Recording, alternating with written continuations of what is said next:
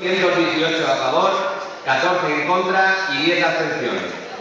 La mesa, salvo el que os habla, te agradezco a todas las mujeres, muy mayoritariamente, y al único que me ha acompañado como hombre, a Paco, la presencia que hemos hecho aquí y decir 3 o 4 cosas.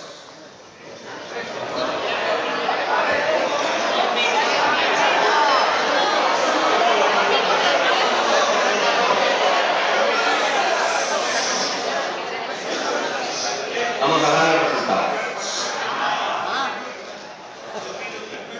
Vale.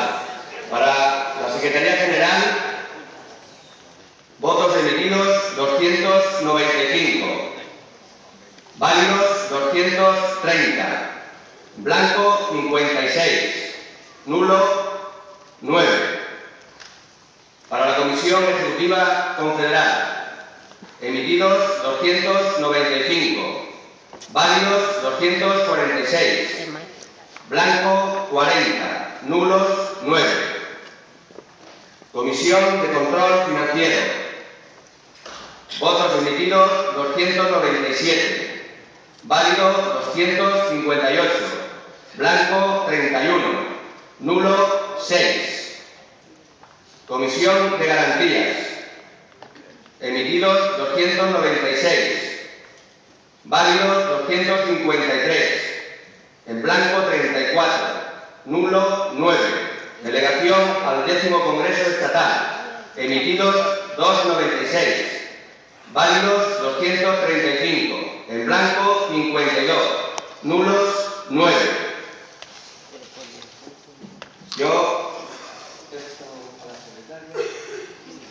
Y ahora solamente dos cosas.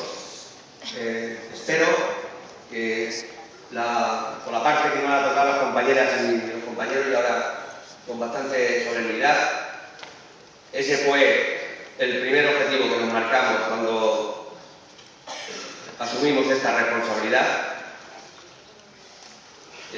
Espero y deseamos haber cumplido con ese objetivo. Si en alguna cosa hemos sido rigurosos y rigurosas, disculpas.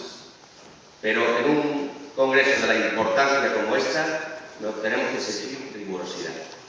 Agradecer a todas las personas del equipo técnico, a todas sin distinción ninguna, el buen trabajo que han hecho, que los hemos llevado, y no digo la frase, para agilizar todas las tareas.